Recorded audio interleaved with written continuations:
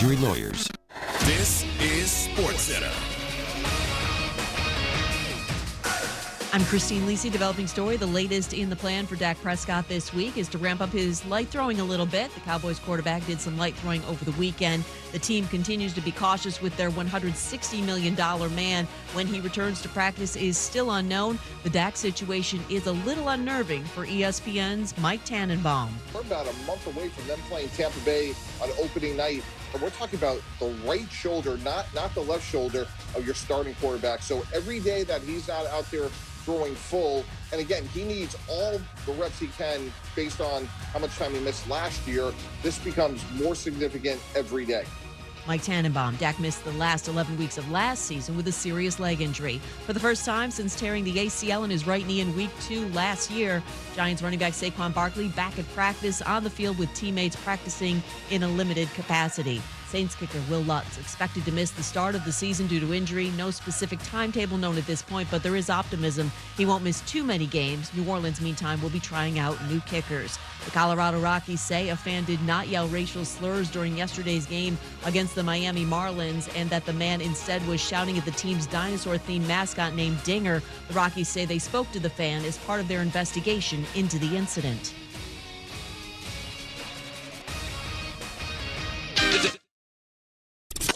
The Early Line with Mario and Musso.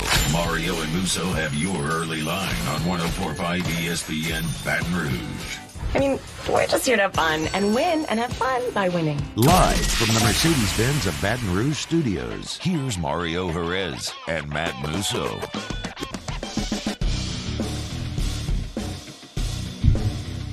And welcome in, 104.5 ESPN Baton Rouge. This is your early line. Matt Musso alongside Mario Jerez.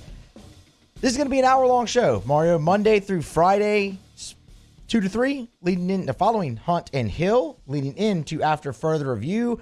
And the goal of it is really to center around sports gambling. Look, sports gambling is really about to blow up in Louisiana. It's kind of already starting. We'll get into how that process came along here briefly before we get into today's show. But what we're going to do, at least leading up to seasons, and right now it's still kind of an off season, Mario, right? So today, for instance, we will look at early college football lines for week 1, including LSU, UCLA. We can look at futures bets for win totals. We're going to talk about some Heisman Trophy win totals this week. Same thing for NFL, all the futures bets there, and of course, fantasy football. Fantasy football will be a very large part of this show. Only an hour, so it's going to come at you pretty fast and furious. Great guests lined up as well, but mainly once you get into season, there's a lot of games that tip off or kick off, or the first pitch is thrown fairly early. So we want to get you an earlier look for, say, a game that might start at 5:30 or 6 o'clock or 7. Just so you can, get what you're needing, get your information, and place your bet there. Mario, how are you today? I am awesome, Musso. I'm very excited to start this new venture with you. As you said, this is a subject and a topic that's grown immensely in popularity, especially in this region. It's now being legalized. And as we hop into this world, I'm honestly very excited. As you said, we have a lot of games coming up, especially in football, college football coming up, preseason games start this weekend. I'm so excited to get it started, and I'm so excited to continue to work with you, man. So let's kind of dive into how sports betting finally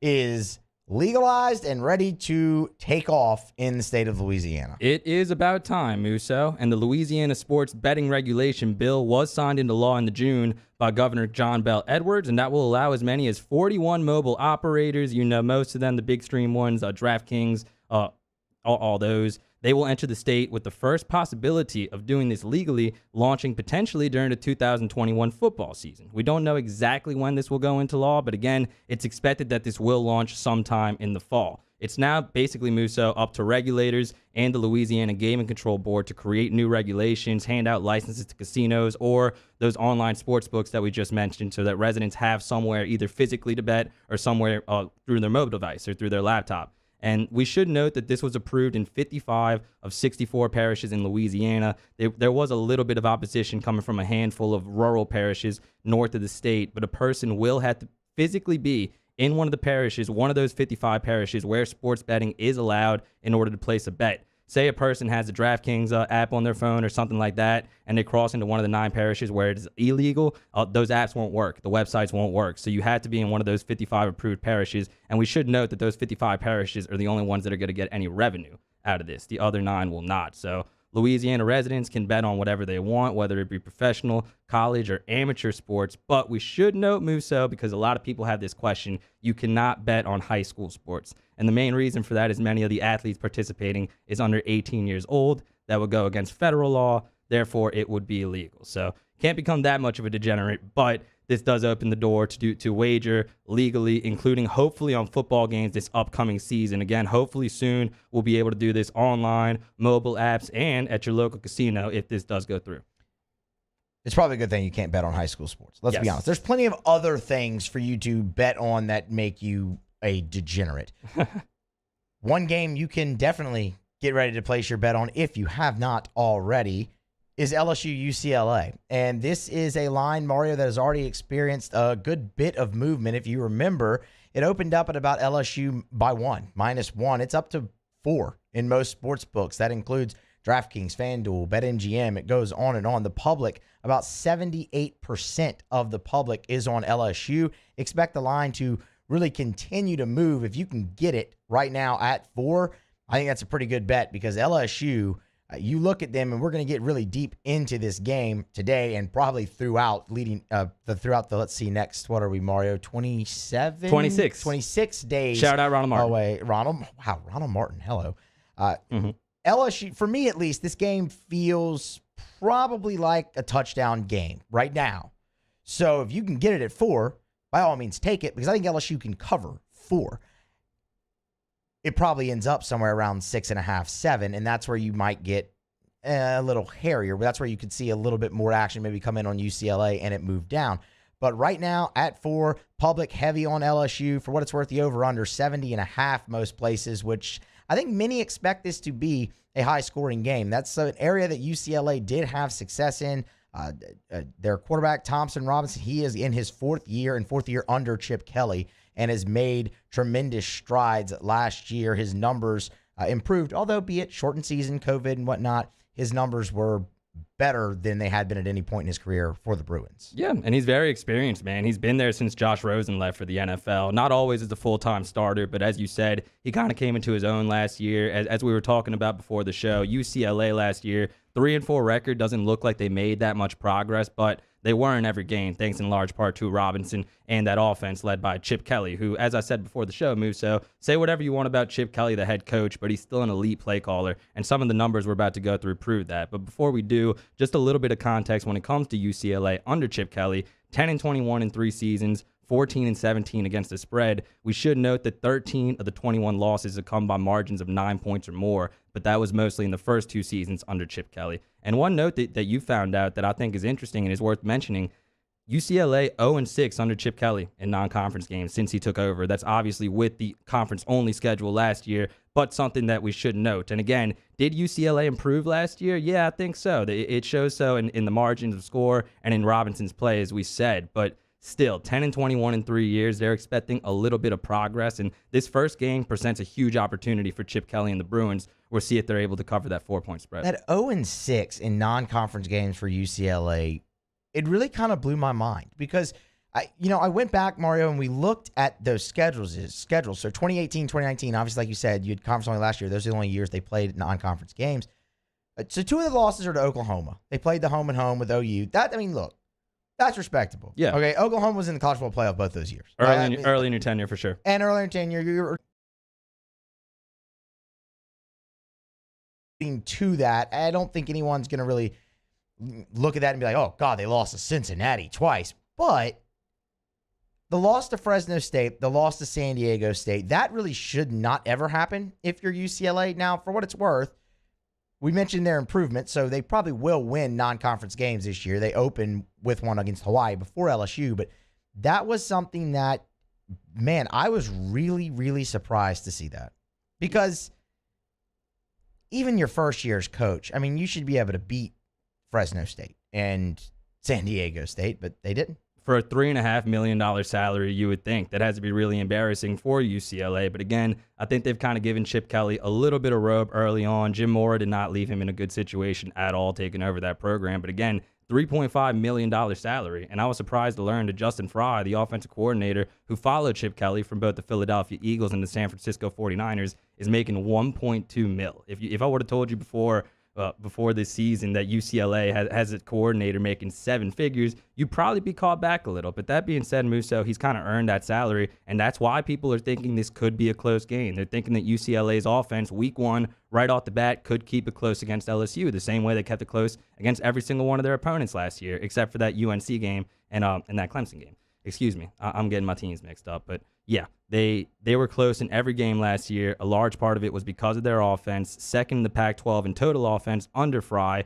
who again is making $1.2 million, 455 yards per outing, and a really good balance as well, Musso. They averaged 224 rushing yards and 231 passing yards per game, while putting up 35.7 points per conference, and their offense is what kept them close each and every single game. Now, on defense, it's kind of high risk and high reward for the Bruins, and that's interesting in the matchup against LSU, especially when it comes to the spread, because UCLA last year, 23 sacks to lead the Pac-12, but they also gave up over 274 passing yards per game, which was second worst in the conference. So some people are looking at UCLA's ability to generate pressure on defense. They're looking at the experience that they have on offense, and they're thinking that they can keep this thing close against LSU. And as we'll talk about later in the show, under Coach O, LSU always covers in these kind of games in the non-conference, but it being week 1, UCLA being veteran the way they are, LSU replacing both of their coordinators, that's why some people think this can be a close contest. But at the end of the day, right now on August 9th, I think I'm with you, and I think I'm with the public. LSU -4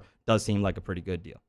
Yeah, I mean, I think LSU could cover that easily. -4, but that's why I think it can get the higher the spread climbs, why I think it could become a tougher pick, though, is for what you just said. UCLA keeps it close. So they were in shootouts last year. They gave up 38 or more points 4 times. They lost all of them, but only by a combined 15 points. They were still keeping those games close. That's why I believe the higher the spread climbs, and I do believe it will continue to climb, is because UCLA is at least in those games, and LSU is replacing a lot. It will be their first game. It will be UCLA's second.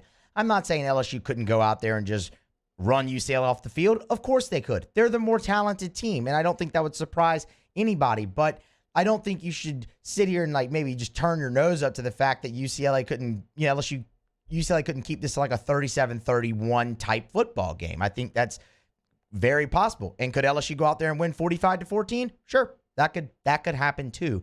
That's why it's a gamble. I mean, exactly. That's why you're taking risk. Or I mean, I don't think I have to explain that to anybody who's actually going to, who's willing to put money on something like this. But this is not a line that I ever think could grow to double digits. At least I don't. I mean, I think it comes in around 6.5, 7.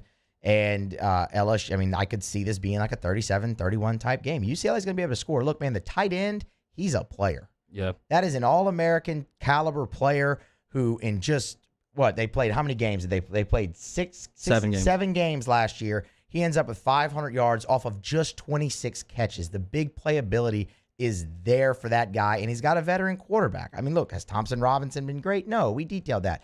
But he's a veteran quarterback in a system now for the 4th year. Yeah, and real quick, under Coach O, again, in these kind of games, think back to his first season, BYU. And in that season, Musso, BYU had a week 0 game. They played against Portland State. LSU not only covers the spread, they shut them out 20-0 inside of the Superdome. BYU did not run a play on LSU's side of the 50-yard line that game. Then 2018, LSU comes into a similar situation, non-conference game in Dallas, Texas, takes on the Miami Hurricanes, and LSU underdogs going into that game. They destroy the Hurricanes. And then 2019, it was a week 2 game. It was not to open the season, but you're on the road against Texas, favored by 6 points. LSU covers 45-38. So under Coach O, LSU is 3-0 against the spread in early season games against Power 5 opponents. Again, I think this is a little bit unique because of UCLA's kind of desperation as a team under Chip Kelly and because of everything they're bringing back and because of all the turnover on LSU's coaching staff. But history is still definitely on Coach O's side and on the Tiger side when it comes to these kind of games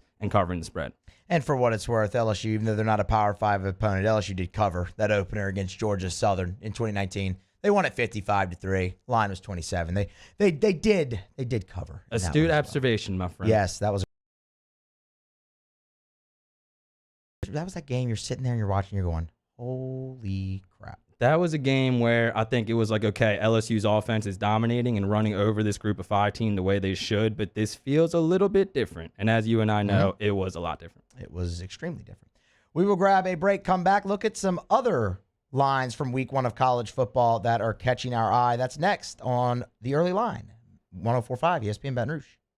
In times of need, get a full list of phone numbers, websites, and other important emergency information on the Demco Stormwatch page at 1045ESPN.com. At All-Star Toyota, you get it all. If you're in the market for an all-new Toyota vehicle, come see our friendly and knowledgeable sales team at All-Star Toyota. Located in Baton Rouge at the corner of Airline and Goodwood, we've been serving our community since 2005 by offering a large selection of new Toyota cars, trucks, and SUVs. Get behind the wheel of your dream car and take a test drive at All-Star Toyota today. Follow us on Twitter at 1045ESPN to cast your vote in the Citizens Bank and Trust Poll of the Day. Vote daily inside Off the Bench, Middle Relief, and after further review, Citizens Bank and Trust brings you the Poll of the Day via Twitter at 1045ESPN. If home is where the heart is, a roof is a shield.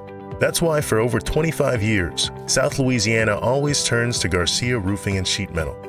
For more information, visit GarciaDidMyRoof.com.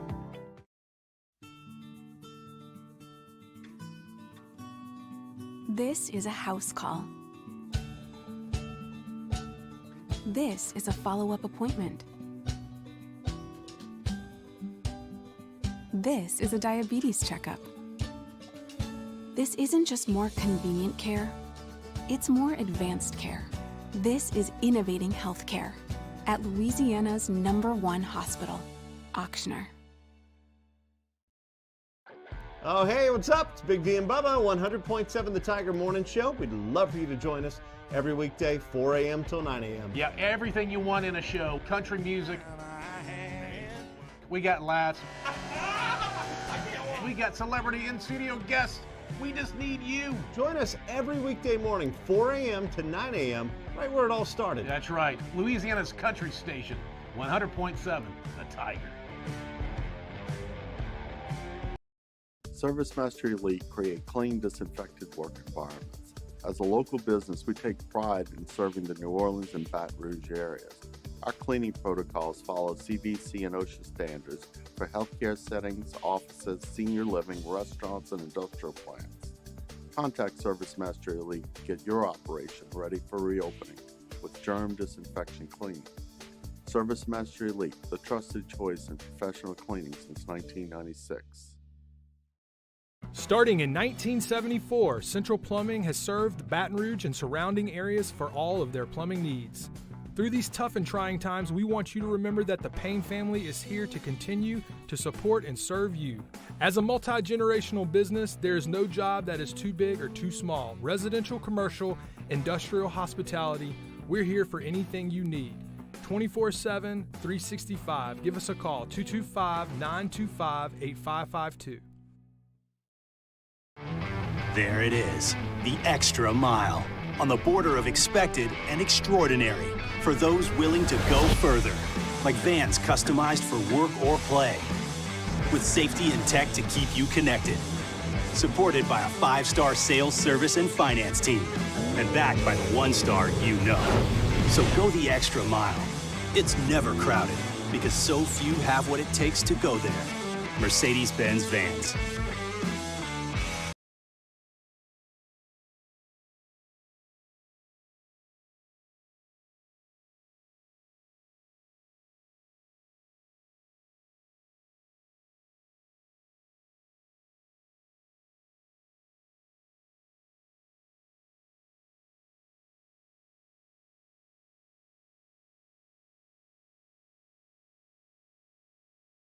Hey, it's Matt Moscona inviting you to join us for Monday's AFR, presented by Relief Windows. Saints and Tigers in camp. We'll get your report from Metairie, and Zach Von Rosenberg joins us for our Tiger Fall Camp report. Join us 3 to 6, 104.5 ESPN Baton Rouge.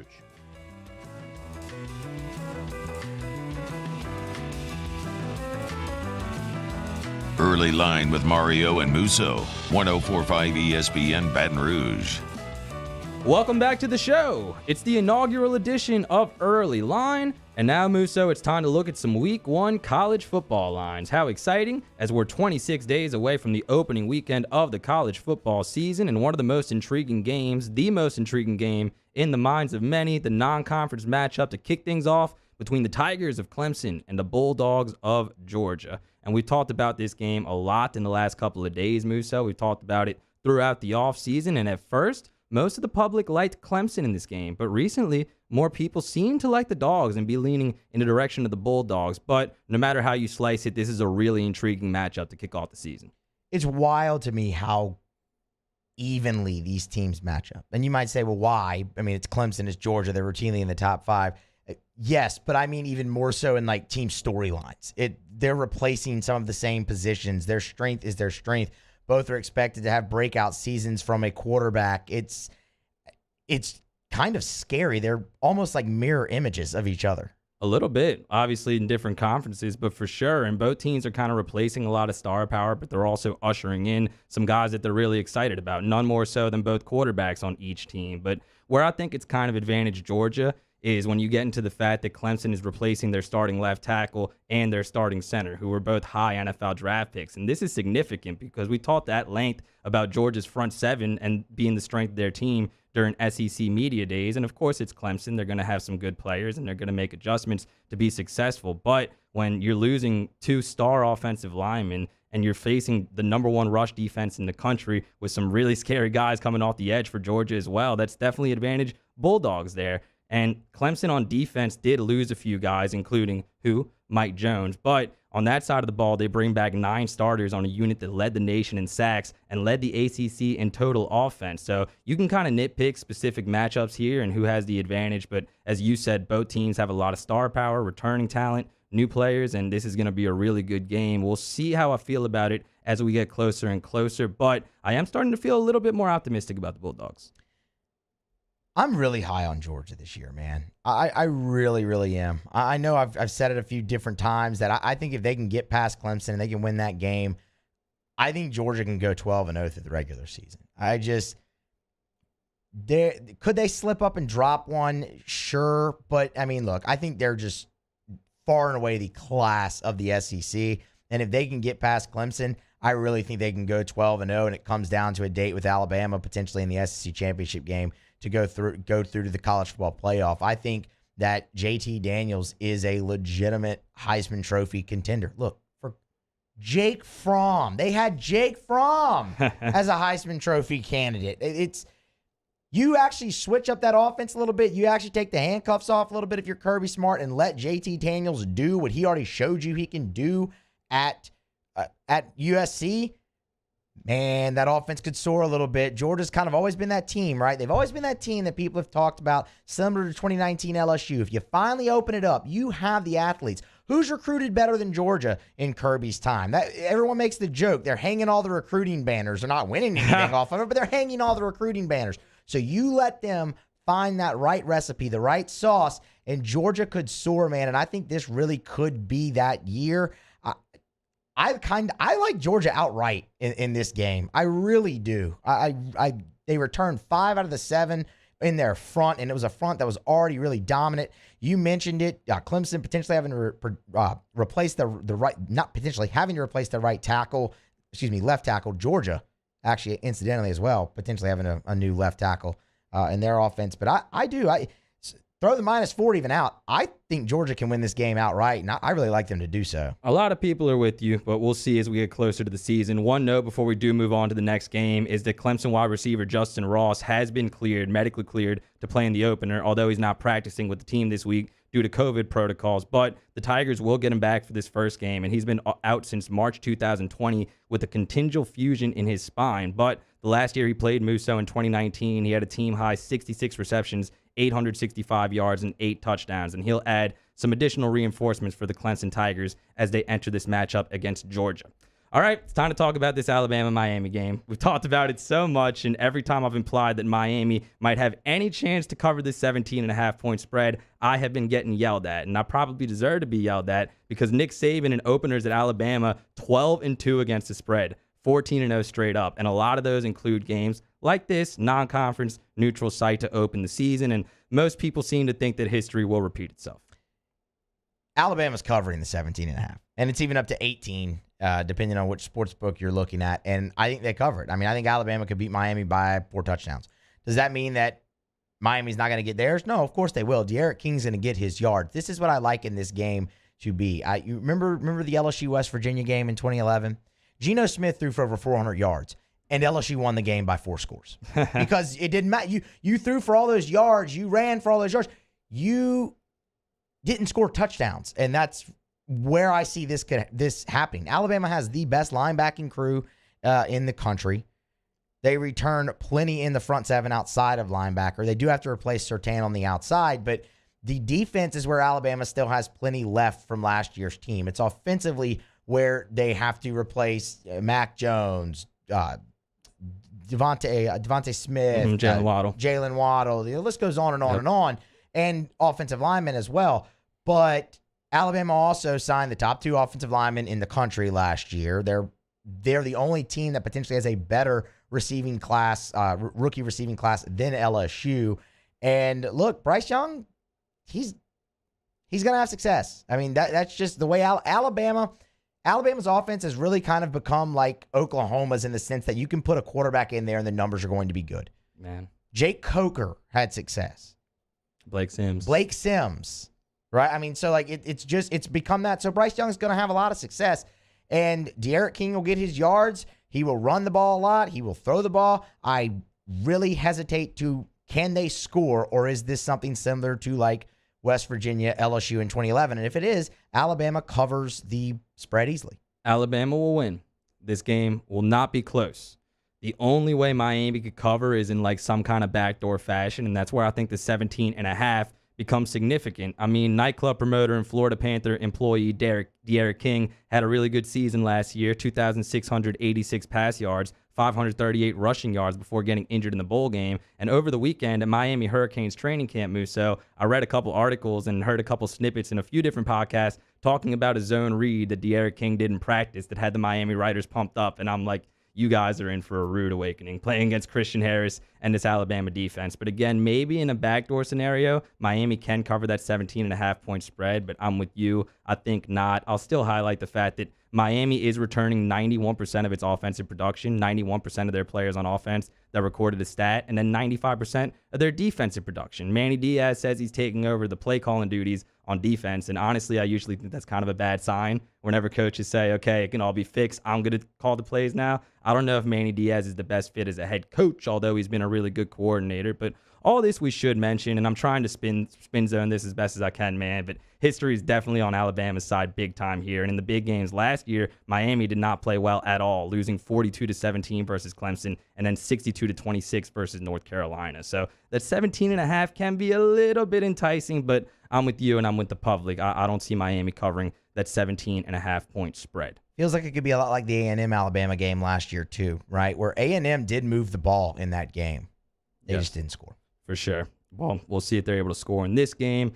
Mississippi State minus 24.5 versus Louisiana Tech. Won't spend too much time on this one, but off the page, 24.5 points against Louisiana Tech. And I remember the Bulldogs. I know it was kind of a long time ago, like within the last 5 or 10 years. They lost this game to open the season against the Bulldogs. Skip Holtz is still over there, and Mississippi State should win this game, but 24.5 seems a little fat. This is the one that screams backdoor to me. Like, I think back to 2018 when La Tech did it to LSU. Yeah. I mean, LSU was up in that game, and then you look up in the fourth quarter, it's like, oh, crap, hello. Like, that's what I feel like Louisiana Tech could do to Mississippi State. I think Mississippi State wins the game, but, yeah, 24.5, it just seems high. I do like State's defense a lot. The outside tandem at cornerback is pretty solid. But 24.5, it just feels high. There's a lot of respect for the Bulldogs defense. Like, analytically, they played really well last year, and I've seen some like Pro Football Focus rankings that loves a lot of their players. But still, 24.5 against a program that you know is going to put up some points. I think I'm leaning Bulldogs there. The last game we'll discuss a tilt in the Pac-10 between Wisconsin and Penn State inside of Camp Randall, and it will be rocking in there, as it always is with the fans being back this year. But Penn State is a team that obviously rich tradition as a program, but then last year started 0-5. And over there, Musso, that's absolutely unheard of from the Nittany Lions. They did win their last 4 games. However, none of the Final Four teams that they faced finished 2020 with the winning record. And most of the public seems to like the Badgers in this game against being at home with the crowd coming back. 4.5, I would probably lean that way, but still a pretty good matchup. Graham Mertz has been playing really well for Wisconsin. It is up from 3.5, which was the early line, and we'll see if that rises.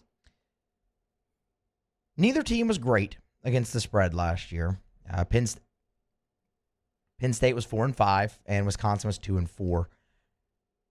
For what it's worth, Penn State has won 4 straight outright against Wisconsin in 6 of the last 7. They have not played each other since the 2017 season and the 2018 season. Of course, Penn State naturally wins both of those, and they covered in both of those games as well.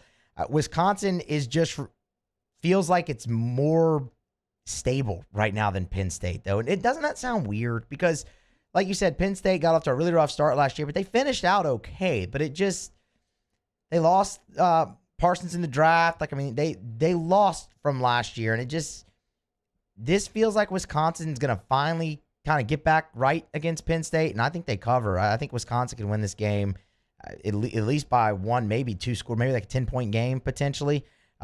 Wisconsin's going to look to run the ball hard, I'll tell you that much, and they returned 4 out of 5 on their offensive line.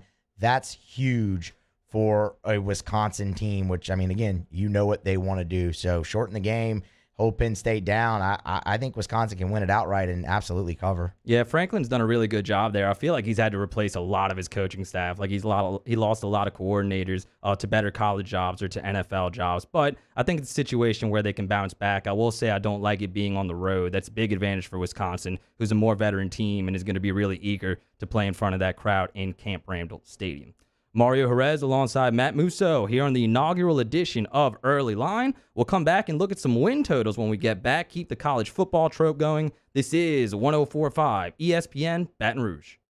Our listeners fire off their opinions on the jimsfirearms.net hotline at 499-1045. Keep listening for your next chance to shoot us your thoughts with the jimsfirearms.net hotline on 104.5 ESPN Baton Rouge. If you're in an accident, a car accident, a slip and fall where you're injured, you need to call an attorney.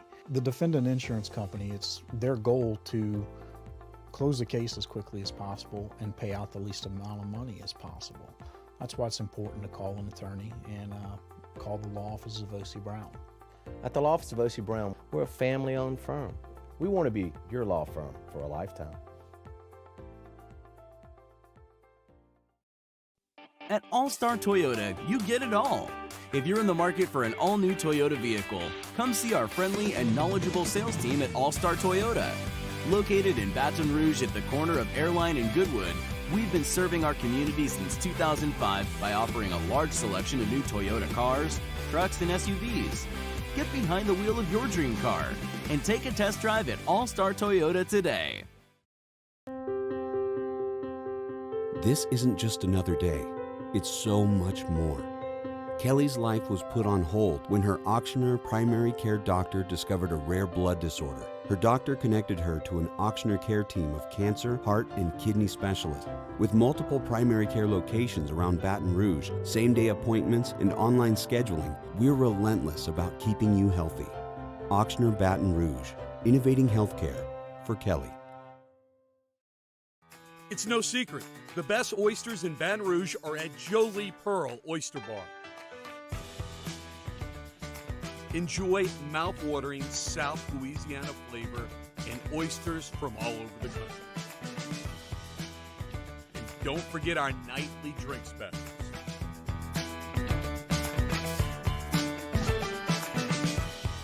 Jolie Pearl Oyster Bar, located in downtown Baton Rouge. I'm Jay Ducote. I grew up learning how to cook at LSU tailgate parties and right in my own backyard.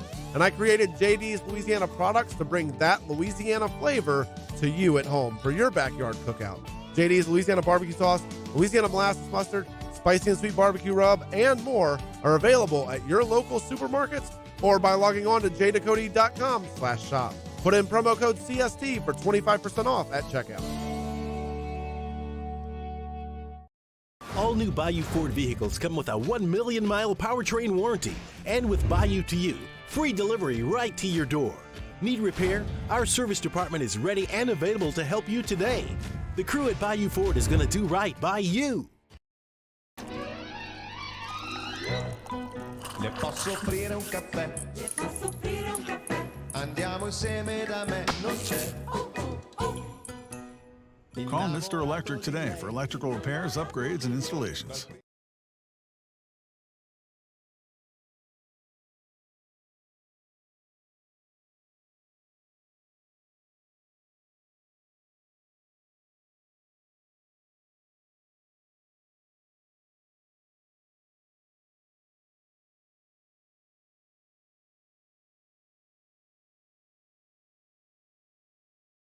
Or go to BatonRougeMen'sClinic.com. The Baton Rouge Men's Clinic, the leader in men's sexual health. Louisiana Bayou Bistro is cooking with love. Delicious Cajun goodness for lunch, dinner, or family combo to-go meals with limited dine-in or curbside pickup. Call 225-749-6354. At the Louisiana Bayou Bistro, when I get something with something else. Hey, y'all, it's Marty Smith. Join Ryan McGee. Hey, that's me. And me for Marty and McGee, Saturday mornings, 7, right here on 104.5 ESPN Baton Rouge. Never buying a truck from anywhere else. Great to work with. Shop BayouFord.com. Coming up on Tuesdays, Off the Bench. We got some more boots on the ground practice reports for you, plus the latest in the on any bad news for the New Orleans Saints in a brand new OTB mailbag. Off the Bench, 104.5 ESPN.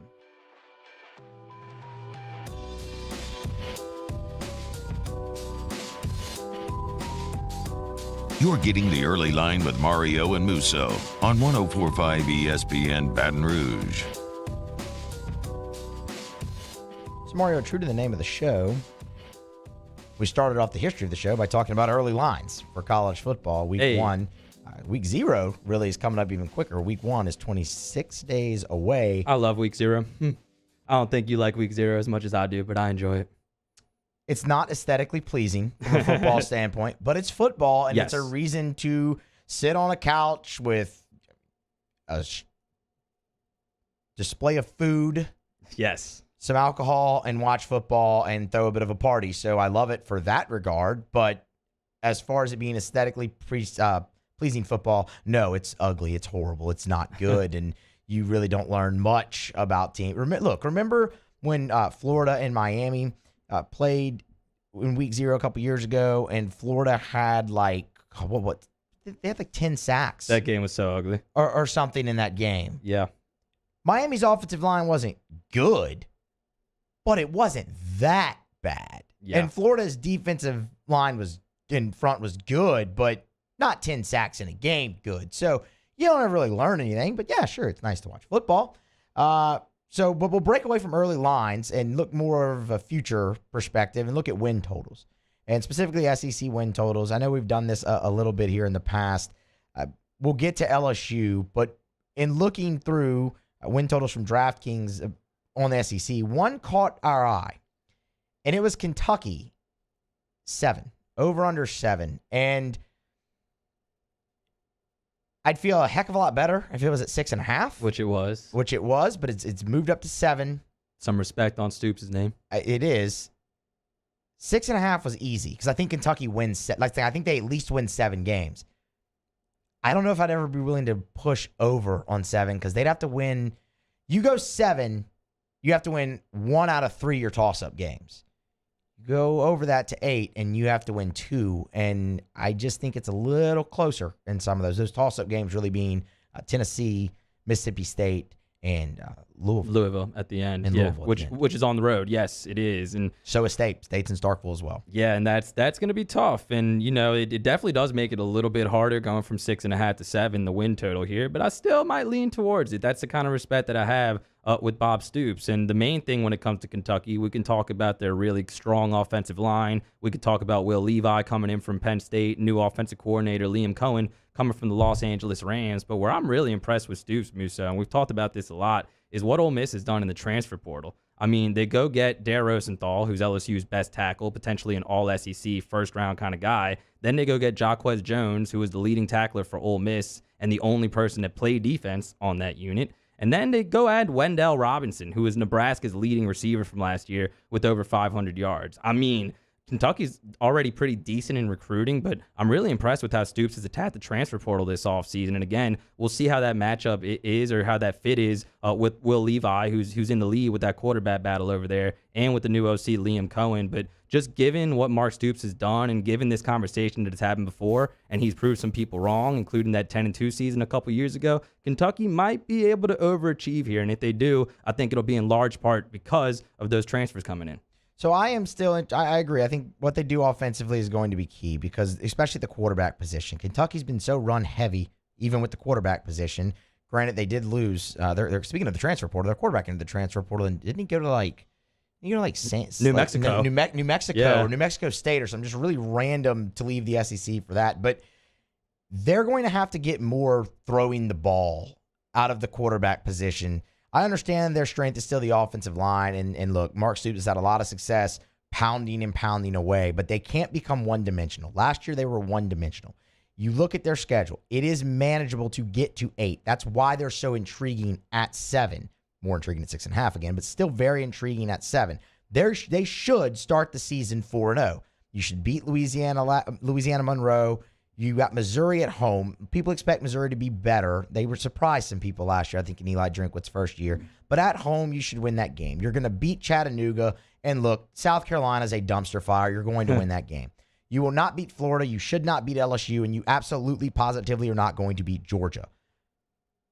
But then at State, can you pull that off? Tennessee, Vanderbilt, New Mexico State, and Louisville. Those are their final games. All of those are winnable for Kentucky. So they are intriguing, but what can they get out of the quarterback position from throwing the ball? Because to me, that's the biggest part. Yeah, and they'll be able to run the ball still. Yeah, and as you said, that's been what they've been. That's been what they've been under Stoops. That's what they've done, and they've had success there. That always has been played with complementary defense. We'll see if they're able to recreate that. But I agree with you, Musso. That's ultimately going to make the difference in their season, and that game in Starkville is definitely going to be the swing game. But I still think they're going to follow that formula. Again, it's kind of a weird fit with Levi being so successful on the ground at Penn State, and Liam Cohen obviously on Sean McVay's staff playing a more spread out pro-style kind of offense, but they're still going to be able to run the ball. Chris Rodriguez was the SEC's 4th leading rusher last season, and the defense does bring back a lot of experience, led by Josh Pascal, the linebacker, and DeAndre Square, the defensive end. So Kentucky, again, that's been their calling card. They're